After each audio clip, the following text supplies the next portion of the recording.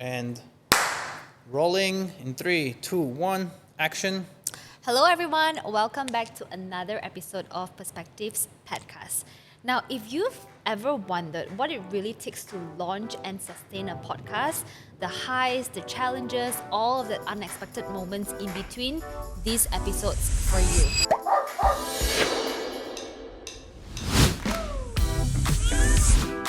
We'll be sharing our journey, why we started the Pawspectives Petcast, what we've learned along the way, and the reality of building something from zero. So grab a coffee, grab a tea, whatever, get comfy, and join us for a candid conversation about passion, persistence, and of course, our love for pets. So let's get into it. I'll kick things off first. So my name is Yen Teng, and I'm the host of Pawspectives Petcast. Now, if you've been tuning in, you know me as the voice behind the episodes, right? But I actually get a ton of questions about the podcast itself, like who edits your video? Where is your studio? How do you set up the camera, the mics? You look like you've got this multi-angle going on. Honestly, I know nothing. The entire setup of the studio would not be possible without one person, our producer, the man behind the camera, editor, problem solver, my partner in crime, Baptiste Lejeune. Well, Woo! thanks for having me. Welcome to your own show. Feels a bit weird. I'm not going to lie. I'm a bit more anxious than I usually am. For Okay. two different reasons. First, I am more comfortable behind the camera. Right. Second, there's nobody behind the camera right now. Yeah. So, We're a bit anxious today, but I'm just hoping that everything will be all right. I'm sure it'll be all right. Okay, so, I can't believe it has been actually almost a year plus probably, right? Since we had this idea. I think I came to see you back in February or March 2024. Right. And I said, I want to start a podcast about pets, but I don't know anything. So I came to see you. And I think if I could share a little bit of context on why I came to you with that idea, right, was because it's actually born out of a passion for pet wellness and mainly inspired by my dog, Euro. Sadly, he left me in December 2024, a couple of months back. But 3 years before his passing, we actually found out that he has a heart condition. When I went to the vet, she actually told me that my dog, Euro, only had about 6 to 9 months left.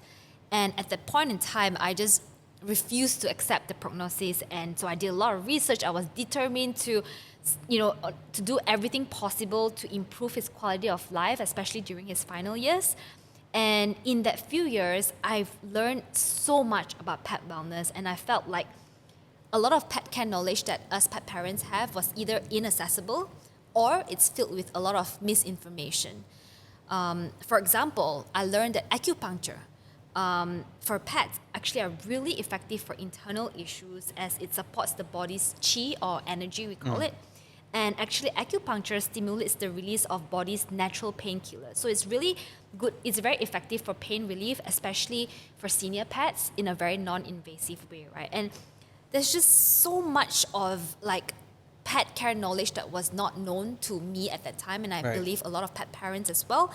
So not just in Malaysia, I think in Asia. So I really, really wanted to change that. So pet parents just do not have access to a lot of information and knowledge. So anyways, I came to see you with this idea, but I actually have zero clue on how to launch a podcast. Well, I'm not sure whether I've told you this before, but when you came to me with that idea, I was very excited about it. Yeah, but, you were so excited. I had no idea of how to produce a podcast either. I had never done it before. And I got really excited about it for some reason, because sometimes it's not about having all the answers, but committing to finding the answers, right? And that's kind of what we've been doing for the past 12 months. And this is where I feel like there's a lot of power in actually showing up before you even feel ready. When you came to me, I wasn't ready. Yeah. But then I started to do so much research. I started to really try to understand how to actually produce a podcast. And I've learned so much in the last 12 months. And I'm actually very grateful for the opportunity. Yeah, I mean, we were a little bit of like a blind leading the blind, but we learn, right? As a matter of fact, I also shared this podcasting idea to another mutual friend of ours. Shout out to Felix. And he told me that launching a podcast is not easy. Sustaining it is even harder. And I have to agree with him. Agreed. And when I did my own research, I learned that there are approximately 4.4 million podcasts globally, and only 51% of podcasts makes it after more than 8 episodes. Wow. That's crazy, right? It's a crazy number. Yeah, only like about 50% would do more than 8 episodes, which is like, And we've got how many episodes now? we've got, I think about, today would be like 11 or 12. Well, so we've definitely gone past that. We've made it to the top 50%, I guess. Yes. But Here's to you, Felix. yeah. But again, I think there's just so much more work to do, right? And initially, I was quite hesitant to start this because obviously it's new to me, it's out of my comfort zone. I'm actually not really comfortable in front of camera, in front of mics. I've never felt like I was ready. But you know, there's a saying that goes, the best time to start was last year, the second best time is now. So, you know, we often have these stories that we tell ourselves in the heads, right? So what is something you would tell people who are afraid to start something new? First of all, I really love this quote. This quote has so much power because I find that a lot of people limit themselves because of their own doubts most of the time, right? So sometimes it's just, you know, remembering that it's okay not to have all the answers and remembering that committing and showing up is actually much more important than That's true. having all the answers Yeah. before even getting started, right?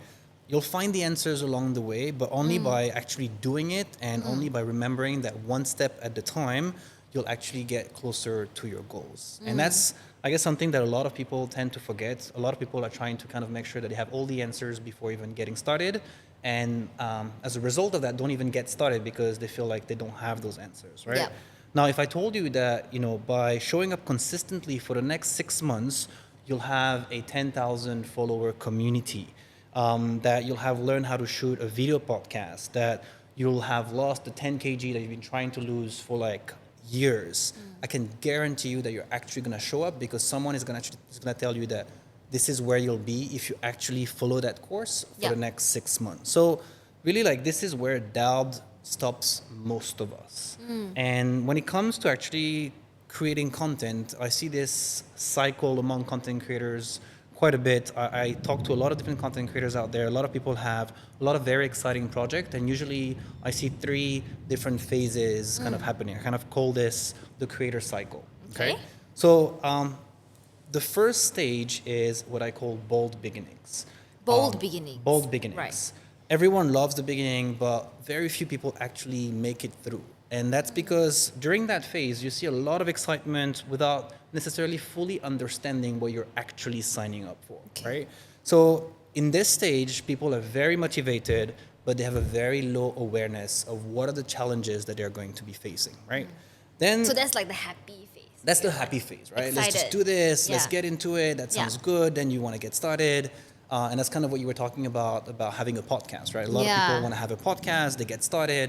And after a couple of episodes, they realize that it's so much more work than what they had initially anticipated. And therefore, they eventually give up. Yeah. And that's where usually when you move to that second stage, which I call the reality check, right? Once you've gone through that super excited period, you move to a second step where you realize that growth doesn't always look like a straight line.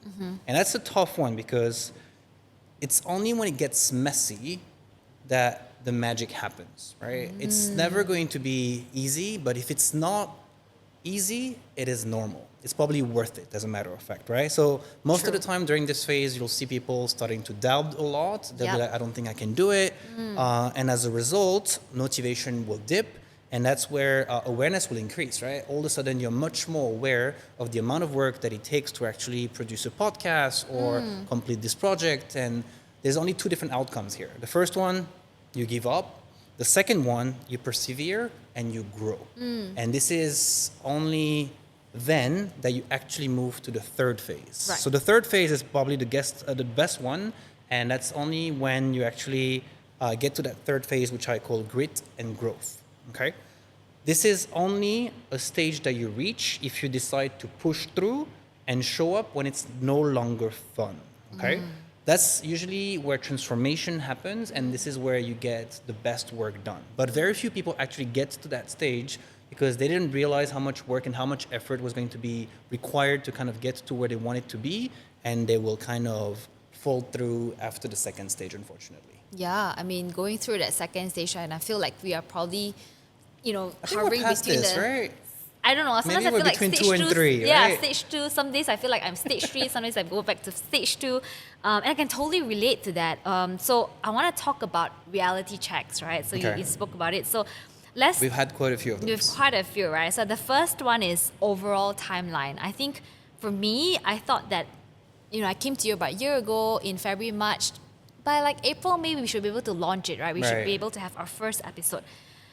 But in reality, I think it took us about 6 to 8 months to actually go live because we obviously have to think of the setup, the branding, the look and feel of it, and then we have to batch record multiple episodes as well. So, it took us about like 6 to 8 months to actually go live. Right. Yeah.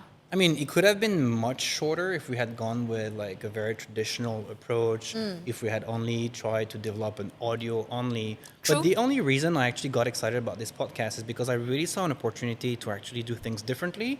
And I wanted it to be a social first podcast. I didn't want it to be an audio only because I kind of thought of my own consumption behavior, right? I do follow a couple of podcasts and I usually find out about these podcasts on social media because I'll Okay. see like a snippet, I'll see a bit of like a preview, and then I'll get into the whole conversation, and then this will kind of make me want to consume more of it. So now, obviously, like we could have taken a very different route, Yep. but by the fact and by the decision that we made of like going with a social first podcast, it took us a bit more time.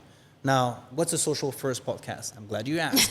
So let me give you, or at least give people a sense of what is it. Yeah. A social first podcast is a podcast that is designed for social media in mind. And what sets it apart from other kinds of podcasts is first, you have the ability to kind of take shorter, punchier clips out of the conversation that you have with the guest and turn this into social media content and kind of drive discovery through social media and then lead the interested audiences to the full episode. So that's the first thing that you can do. Second is you actually have the ability to visualize the story much better because as the conversation happens, you have the ability to record B-rolls, or you can even get B-rolls from the guest, and then the guest can kind of just send us the videos, and then we have a much better idea or much more material to actually create something much better. And last, as the producer of this podcast, it's just more fun to produce, I guess. Yeah, I mean, with more fun comes a lot more like time spent as well. And for people, for those of you who don't know Bab, he's the kind of person that goes big or go home. So Yes. like, he doesn't do things halfway, which is why it took us quite a long time to actually launch it. So which is why I think in terms of overall timeline, and I think we're lucky because it's not like we had a deadline to meet, right? Like we really worked on it based on our passion and what we want to achieve. So it definitely took a lot longer than anticipated, but I think it was all worth it. But at least when we actually. launched it, everything was ready, right? We had our Yeah. graphic identity in place. Yeah. We knew what we wanted to do with it. Exactly. You had a good idea of how many people you wanted to speak to. Yeah. So we launched with like, I guess, pretty good foundations, I would think. Right.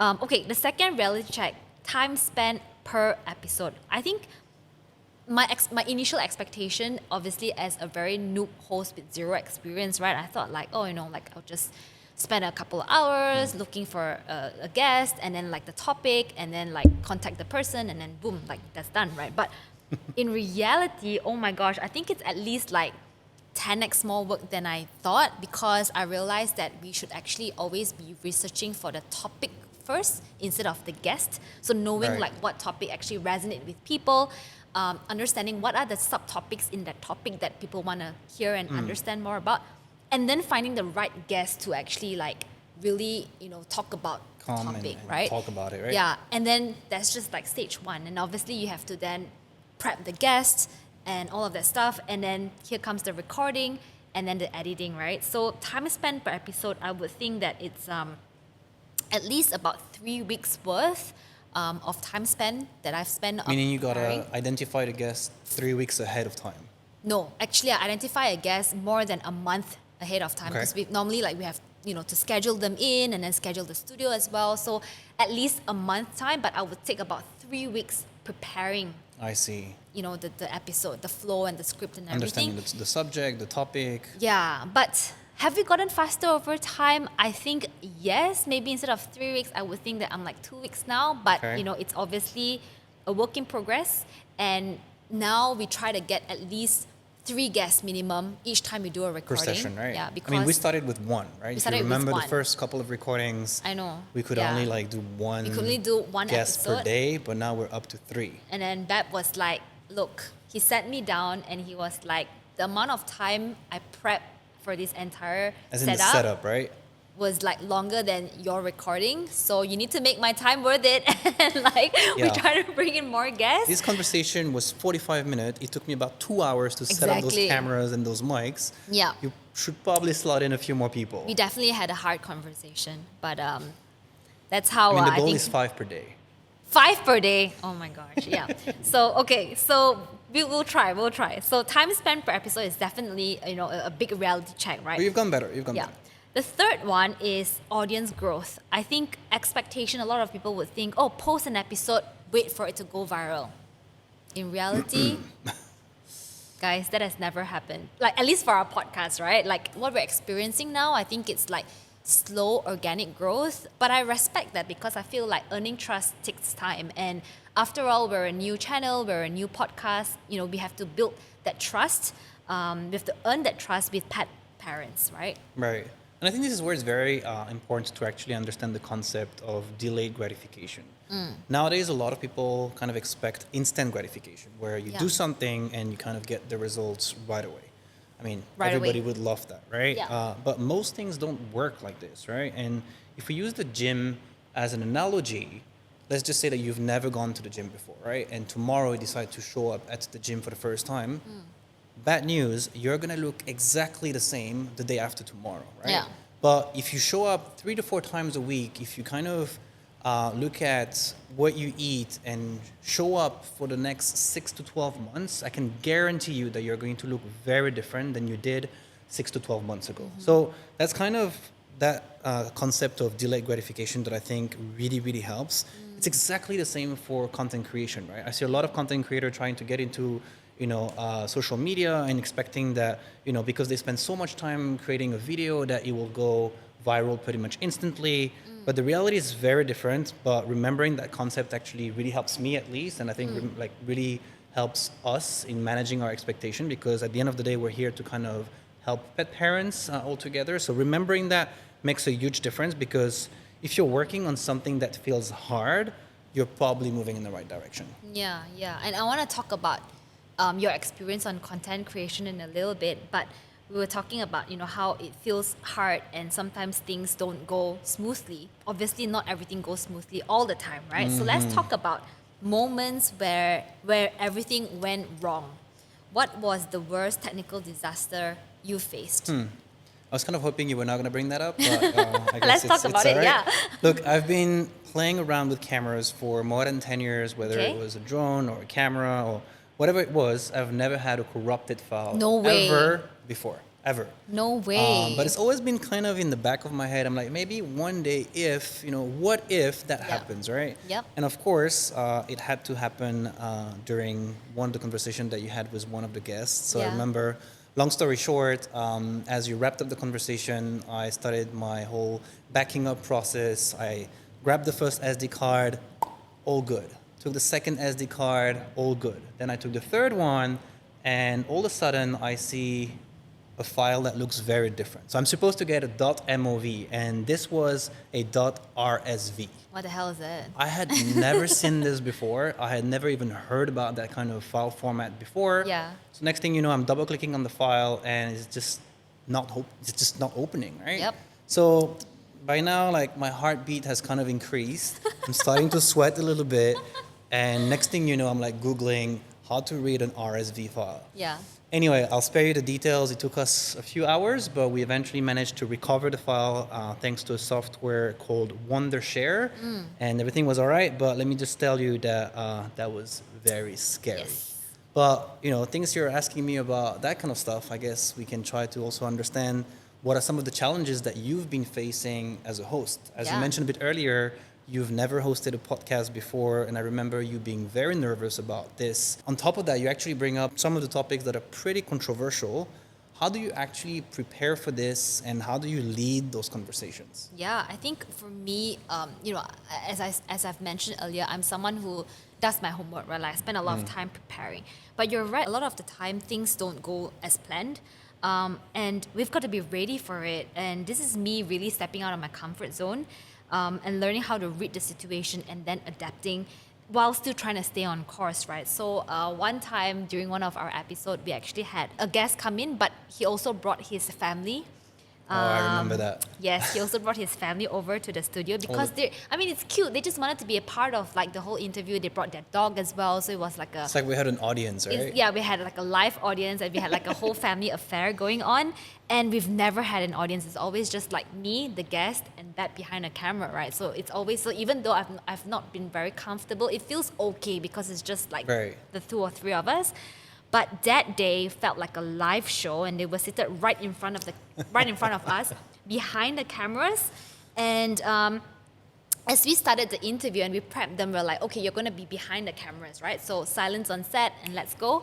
But as the interview started happening, they actually got so excited, and they actually started like talking, like answering us as well behind the cameras. And it was just like, I don't think they're mic'd up, right? They're not mic'd up, and we were like, yep. So that was fun. Like I said, like we just have to like learn to adapt, stay on course, keep calm. I mean, it's cool. I think it's really cute. It's a bit of a controlled chaos situation, and there's just a lot of problem solving, shifting strategies, but most importantly, making that progress is something that is important. Yeah. So let's talk about the real struggle of podcasting, right? We talked about starting and committing, being out of our comfort zone. Tell us, what is your real struggle when it comes to podcasting? Well, as you know, I'm operating this whole thing solo, right? So wearing multiple hats means that you must build system to save time and energy. If you don't have systems in place, I can guarantee you that you're not going to be able to operate all different cameras. I mean, we've got 3 cameras, we've got 2 to 3 mics, depending on the number of guests that you have on the show. And, you have to adapt constantly. You'll throw me like curveballs here and there, saying, hey, we're doing a live demo. Can you mic up the cat? I'm just like, how's that going to work? Like, I know. So you definitely challenge me, but overall, like, I feel like we've got a pretty good system in place. And I'm pretty happy with how things are actually evolving. Yeah, I mean, we try to like incorporate some form of like live demo in every episode. So which is why sometimes I'll just kind of like, oh, Bap, like fix this angle. And he's like, how? I'm like, I don't know. Like, you do it. No idea. If you don't know, I don't know. Yeah. So yeah, it's been quite challenging, right? That's the least we could say. Yes. I mean, we've been talking about this for quite some time, but I've actually been keeping tab of everything I've learned in the last 12 months. And I kind of built what I call the podcast starter kit, which is essentially a PDF document with a few chapters where I talk about everything I wish I had known 12 months ago before starting. So if you're thinking of developing a video podcast and you're operating solo or just 2 to 3 people, you might be interested in not making the mistakes that I made in the first couple of months. If you're interested in this document, you can just download it on my I think profile. that would be so useful, especially for people who are Hopefully. just starting out, right? Look, I wish I had this document because there were so many questions that I had when I started. I found a lot of the answers online, but at the end of the day, it's only when you're rolling the cameras that you're understanding how things work. And a lot of these learnings are actually in this document. Yeah. Okay. So earlier you mentioned about content creation, right? So can you share with us, how do you deal with creative blocks and burnouts? That's a tough one. Writing is kind of like my reset button. Whenever I feel super overwhelmed or whenever I'm not really inspired, I usually hit the pause button, grab my iPad and just brain dump all my thoughts, my ideas, my thoughts. And that usually actually helps me getting back on track. I try to do this fairly often. I try to kind of do it every morning, as a matter of fact. If I don't feel like too busy or anything like that. The other thing that actually really helps me when I feel this way is kind of remembering that you don't know who's watching your videos, ever. And that's something that you gotta remember constantly, because when Joel and I opened the studio more than 3 years ago, we would have never, ever believed that we would have worked with some of the biggest brands out there. I mean, we're working with Sony, DJI, Lazada, HBO, Coldplay even, Wow. which is kind of crazy because if someone had told me this 3 years ago, I would not have believed it, full Yeah. stop. And a lot of people think that you actually need millions of followers to kind of make a living from content creation, but the reality is actually very, very different. Have you faced a moment in life when you felt like giving up? What kept you going? All the time, or at least more than I'd like to admit it. There are days where I ask myself, like, what are you doing? Why are you even bothering on this edit? Why are you putting in so much work? Is that Yeah. even worth it? So I've got all these questions that are kind of popping in my head every now and then. And that's not easy because there are days where you're going to feel this way, and that's okay. Because if you don't have days like this, you're probably It's not probably not right. challenging Yeah, that's yourself true. enough. But this is in these moments that I try very hard to remember that's only by going through moments like this that you actually graduate or make it to the next level, right?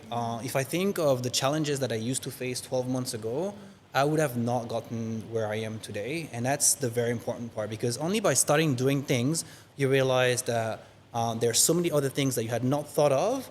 And if you are not going through this, then you're not in a position to actually solve these matters and just improve altogether. So really like putting it into action. Correct. And like just doing it. Like the just- doing makes a huge difference. Yeah, yeah. What would you say to a content creator who is just starting out? Okay, so if you've never shot a video before, and I mean, depending on where you start, your first 10, 50, even 100 videos are probably gonna suck, Right.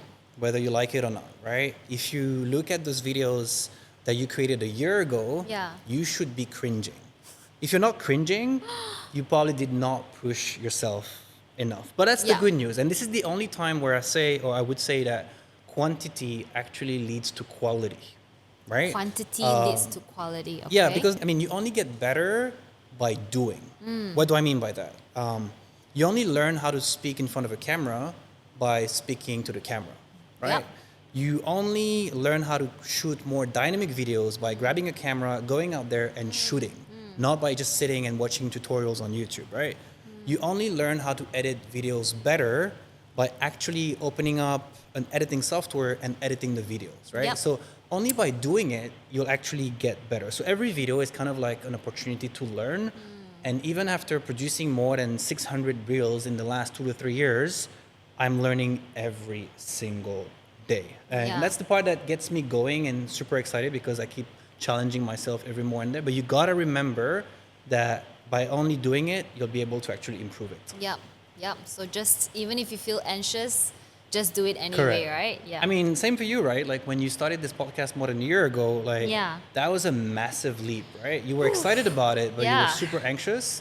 You host much better now. Like I gotta say that you've done Thank you. So much better, and like, you're Yeah. improving every single day. Every episode, I can see you like doing so much better. Yeah. What are some of the biggest challenges that you've been facing so far, and how do you navigate it? Yeah, I mean, I really resonated with what you said earlier about like, why am I doing this? Like every time I'm faced with a hurdle or before interviewing a guest or like prepping or look at editing, I'm like, oh, why did I put myself through this, right? But I'll share two things. I think one is in terms of the biggest challenges, right? One is more external related and another one is more internal, like more of a personal hurdle. So first on the podcasting side, I think the biggest part of the work that people don't see is actually the prep work, like I said a lot earlier. And there is a lot actually that goes behind an episode. And there's a whole process behind it, but I'm still learning though. Like to be honest, I'm still learning every single day. But what has really resonated with me, I call it like the 5 R's of podcasting cycle. So the first R is research, right? Great episodes start with great ideas, not people. I think the topic itself is so important, right? Making sure that it's relevant and then finding a good speaker on the topic. And then the second one is being ready. So preparing your guests, preparing on the floor, aligning on the topics. What are the questions that they're comfortable or not comfortable talking about? So being like ready for it and then record. And I think this is where the magic happens. And we want to be prepared, but also not too prepared. I find that sometimes the best moments that we have are actually like off cameras with the speakers, right? With the guests. It's genuine, right? Yeah, because they're like candid, right? What I've learned is that you want to be prepared, but also leave some room for like candid moments. Because Right. sometimes you can't just like recreate Correct. a joke, for example. And then refining it, which is editing. So curating the content, we talked about social first. So like making sure that it's suitable for long form and short form, and then creating a very good listener experience. experience, I would say. And the last R is release, which is just getting it out to the world. Done is better than perfect, right? Don't get too much in our head to trying to perfect it. And I think that's something that we both have issues on, but we just try and like get it out. Try to get embrace it, it as much as we can. Yes, just make sure it's out to the world. So those are like my first hurdle challenge when it comes to like podcasting. But I think the second one is more of a personal hurdle. It's the fear of just not being good enough. Well, it's easy to say like, oh, numbers don't mean anything. Focus on your why. Don't chase the numbers. Sometimes you can't help but to just look at the numbers and feel like, oh, you know, I feel you there. People didn't like Been the there. video, or like it didn't resonate. You know, people hated it. Wasn't Like good enough. Again, all these stories that we tell ourselves in our heads, right? So I just constantly remind myself that true impact is not measured by video views or likes. I remember actually, in fact, there was a comment that I received from a random stranger on Spotify. I think this was one of like our first episode. And the stranger actually said that, wow, finally a podcast in Asia or something like that, like something that we resonate I also with. remember you checking whether this was an actual stranger. Yeah. Right? You were calling everybody like, hey, do you know this person? Do you know this person? Exactly. I'm like, no, I don't. Yeah, so I even like asked my mom and my husband, I was like, do you know this person? And when I realized that it wasn't someone that we knew, it's actually a stranger, I was like, Oh my God, a real stranger. Yeah, I was like overjoyed, right? I remember telling Darren, my husband, that if we've managed to make a difference for even just one person, I feel like then this journey is already worth it. Another feedback that I received from a listener, she's always had the misconception that Western countries are more like animal loving, or that most of the experts, pet experts, right, are outside of Asia. Pawspectives Petcast has actually broken that assumptions of hers, and she's told me that it's given her a newfound appreciation for the abundance of knowledge in Southeast Asia. So that's something that like I feel really proud of, like, That's you know, beautiful. to be able to help increase that self-awareness when it comes to pet care knowledge in Asia. So far, this journey has been very fulfilling for me. Every time I step into the studio for our recordings with our guests, and sometimes they bring their like dogs, I always feel so excited, like always filled with a lot of positivity and like purpose. And every time we wrap up and when we leave the studio, my heart always feels so full, tired but full. And I always think to myself, my God, that was like the best day ever. That's beautiful. Yeah, like I mean, every recording session is just so beautiful. Like there's so many learnings and so many great conversations that come out of this conversation. Yeah. A bit earlier, you talked about why you decided to start this podcast and, you know, what the mission was and so on. But now that we're more than a year into it, right? And I can't believe that I'm saying this, right? But it's been a been year, a my year God. already. Yeah. If someone would have told me that, I would have kind of been like, hey, Team Felix, we're probably not gonna, you know, last, but here we are. What are the next steps for the podcast? Yeah. I mean, if I could just like take a step back and share a bit of context, right? Earlier I did mention that, you know, I started this, like the idea came to me inspired by Euro. I was thinking, like before he left me, I was thinking like, you know, when it comes the day that he leaves me, I would probably stop doing all of this, because I mean, after all of this is that I'm doing now is for him, right? So I thought that, you know, probably I'll stop doing everything that's pet related after his passing, because it's just so painful. But actually, I find that working on these projects now feels almost cathartic. Like he's still with me in every step that I take. Perhaps it is my way of processing grief, and I'm just finding comfort and feeling like I'm still close to him while working on all of these things. And of course, like meeting other pet parents and like that community is something that like I just love so much. We also often talk about ikigai. Basically, it's finding that sweet spot of what you love, what you're good at, what the world needs, and what you can be paid for, right? For me, I think this project, the podcast, actually fulfills only 3 of those, right? Which is what you're good at, hopefully trying to get better at it, what the world needs, and what I love. While it is not something that generates income right now, I think that's not our primary focus at the moment, right? The main mission of the podcast is for pet parents to better care for our furry friends and look after their longevity and quality of life. You asked me about vision and like what's next, right? I feel like, I've also never really shared this on the episodes, or, we've never really kind of discussed this as well. But I feel like for me, this is more than just a podcast. For me, it's literally like it's a movement. It is to build a community of pet parents in a world that's perhaps filled with too much misinformation, and having each other for support and to turn to, right? So for me, as the next steps for the podcast, I think we're really only getting started, and I want to continue to add more value to the community with more impactful episodes, finding awesome guests, so on and so forth. And on top of that, I'm really excited to share that we're going to be launching a digital tracker. Wow. To support senior pets. So my dog Euro, he left me when he was 14, and senior pets, I feel like they hold a very special place in my heart, and we want to ensure that their golden years are truly the best. I think this is the least that we can do for them. So I think this digital tracker is going to be quite useful for pet parents to monitor their health, vet visits, That's diets, awesome. changes, all of that, right? And it's also inspired via my own personal experience when I was, taking care of Euro during his final years. So if you, as a pet parent, if you're taking care of a senior pet, I know your struggles, I feel your pain, and I think you really need to get this tracker because it's going to be very, very helpful for you. So you will find the link in the description on our Instagram page. Great. Yes. Sounds so good. what about you? What is your goal and vision for the podcast? I mean, look, I've never had a pet, first of all.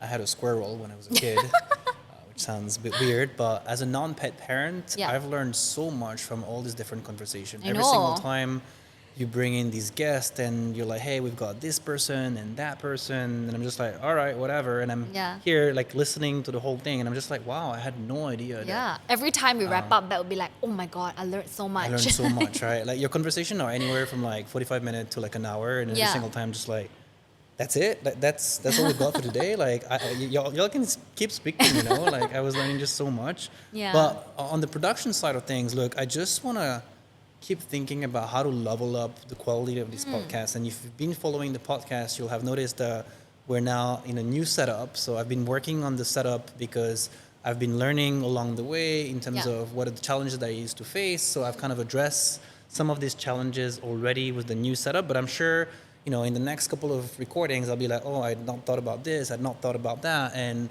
we'll kind of keep improving the quality of the podcast. We will continue to level up. That's the spirit. Every single time. But I think what you're probably seeing the difference would be like the difference in the setup, right? But actually, there's also been a lot of leveling up behind just the setup. You want to talk a little bit about your audio, I video guess, thing? one of the biggest thing we just changed is the whole way we manage audio altogether. So audio used to be connected to the cameras and not to an audio mixers. So I did not have any way to actually listen to all the audio lanes at the same time. Yeah. So I had to kind of like tune in on one camera and then tune into the next camera with like different pairs of headphones, which obviously was not the best way to go about Yeah. it. So then we eventually decided to invest into an audio mixer, which kind of makes our life so much easier. At least, again, as a solo producer, it makes yep. my life so much easier where I have now all my audio lanes going into a mixer that I can kind of track and monitor on my own without having to worry about anything. So that's one of the things that we've improved. There are many more.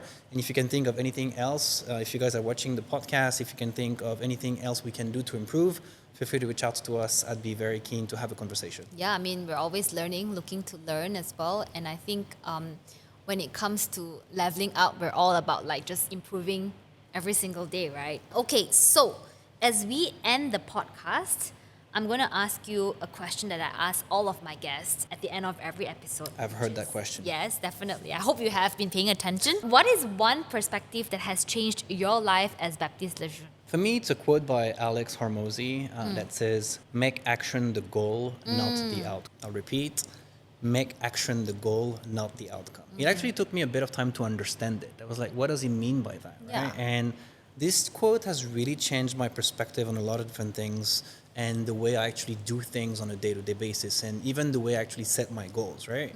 The goal is not to get to 100 million followers. The goal is not to get to 1 million views, for example. The goal is actually to publish that video that you've been talking about for weeks. That's true. Likewise, the goal is not to lose 10 kg, but the goal is to go to the gym tomorrow morning. That's the goal, right? The goal is not to get 100,000 listeners on the podcast, but to record the next episode.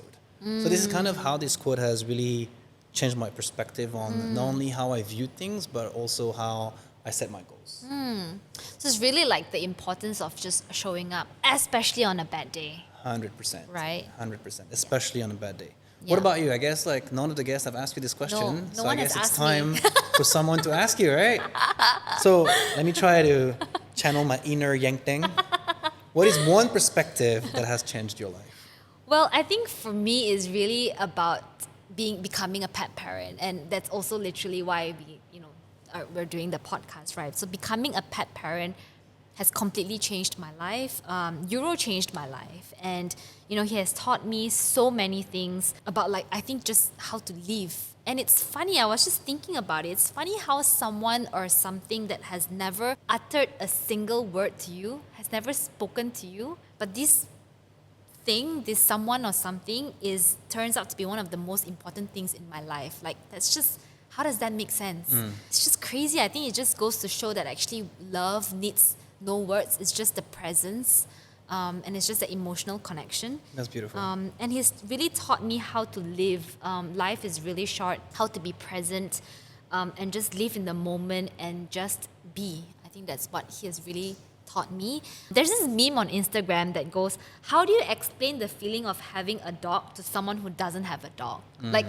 It's almost like explaining colors to someone who's blind. Right. It's just so hard to explain it. But I think this really hits deep because it captures all of that unspoken connections that we have, that only pet parents can understand.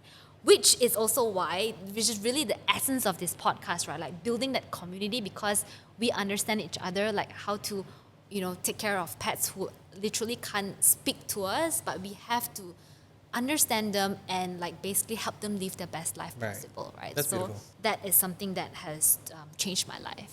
Yeah. Lovely. Well, I'm glad someone asked. Well, yes, so thank you so much for being a guest on your own show. It's been a fun one to record. We've never done anything like this before. So Can I go back on the other side of the camera now? Yes, you can. So that brings us to the end of the episode, and we hope that everyone watching this found it actually interesting or insightful. We hope this helped you. These are all the things that we wish we knew before starting the podcast, the behind the scenes moments, the chaos and everything in between. But most importantly, to have fun while you're at it, right? So we're very, very excited for what's ahead in 2025, and we can't wait to bring you the next 10, 20, 30, hopefully 50 episodes and beyond. Let's do it. So yes, signing off. See you in the next episode.